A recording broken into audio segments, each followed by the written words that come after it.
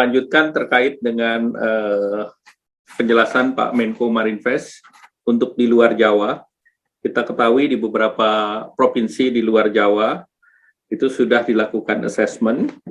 Itu untuk level 4 itu diberlakukan pada 45 kabupaten kota di 21 provinsi di luar Jawa. Dan terhadap 45 kabupaten kota dan 21 provinsi tersebut, kami sudah melakukan rapat koordinasi dengan gubernur, bupati, dan wali kota untuk menjelaskan terkait dengan perpanjangan PPKM ini. Kemudian untuk di level 3, ini akan diterapkan di 276 kabupaten kota di 21 provinsi di luar Jawa Bali, dan PPKM level 2 akan diterapkan di 65 kabupaten kota di 17 provinsi di luar Jawa Bali. Selanjutnya kami ingin menambahkan terkait dengan pemberian bantuan sosial baru untuk masyarakat di kabupaten kota untuk penerapan PPKM level 4. Bantuan sosial yang diterima oleh masyarakat selama PPKM level 4 antara lain, 1, menambah bantuan kartu sembako, itu besarnya 200.000 untuk 2 bulan, dan penerimanya adalah 18,8 juta keluarga penerima manfaat. Kemudian kartu sembako PPKM, ini 5,9 juta keluarga penerima manfaat, ini merupakan usulan daerah. Dan ini ditambahkan, dan besarannya juga sebesar 200.000 per bulan selama 6 bulan. Kemudian perpanjangan bantuan sosial tunai untuk 2 bulan, Mei sampai dengan Juni, ini disalurkan di bulan Juli sebesar 6,14 triliun untuk 10 juta KPM, keluarga penerima manfaat. Kemudian melanjutkan subsidi kuota internet selama 5 bulan, Agustus sampai Desember, ini untuk 38,1 juta penerima, besarnya 5,54 triliun. Kemudian melanjutkan diskon listrik selama 3 bulan, Oktober sampai dengan Desember, besarnya 1,91 triliun, untuk 32,6 juta pelanggan. Kemudian melanjutkan bantuan rekening minimum biaya abonemen selama 3 bulan, Oktober sampai Desember, itu untuk 1,14 juta pelanggan, besarnya 420 miliar, dan tambahan 10 triliun untuk kartu prakerja, di mana ini akan digunakan untuk bantuan subsidi upah. Bantuan subsidi upah ini besarnya 8,8 triliun, dan sisanya 1,2 triliun akan diberikan kepada kartu prakerja. Bantuan subsidi upah ini diberikan kepada pekerja yang mendapatkan tercatat di BPJS Ketenagakerjaan, dan ini untuk level 3 dan level 4 untuk diberikan bantuan ini 2 kali 600.000.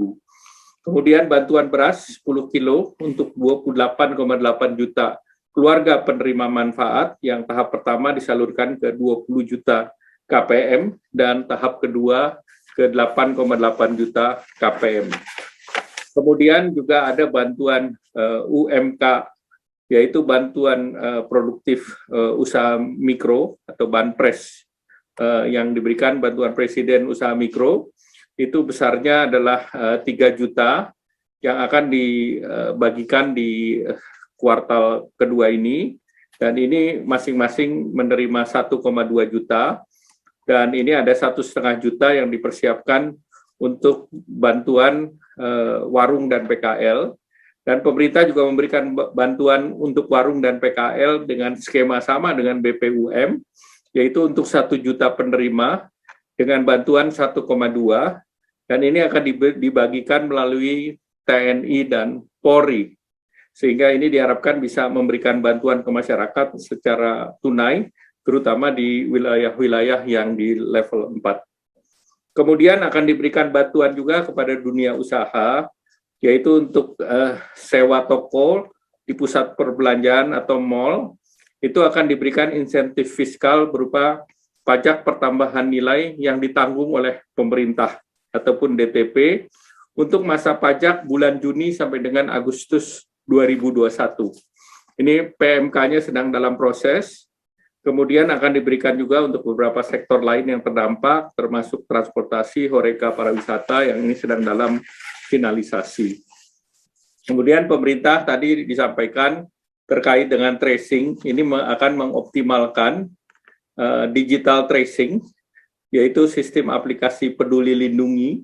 Nah, ini akan di-upgrade untuk diintegrasikan untuk melakukan screening di mall ataupun di merchant, karena ini akan dihubungkan dengan sistem di Kementerian Kesehatan dan Kominfo, sehingga menggunakan QR Code bisa men-screen mereka yang sudah tervaksinasi dan juga yang sudah dites PCR.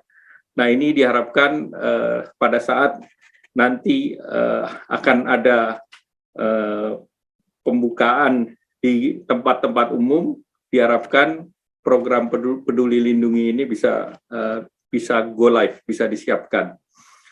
Kemudian arahan Bapak Presiden terkait dengan ketersediaan oksigen, tentu dengan fasilitas-fasilitas yang ada.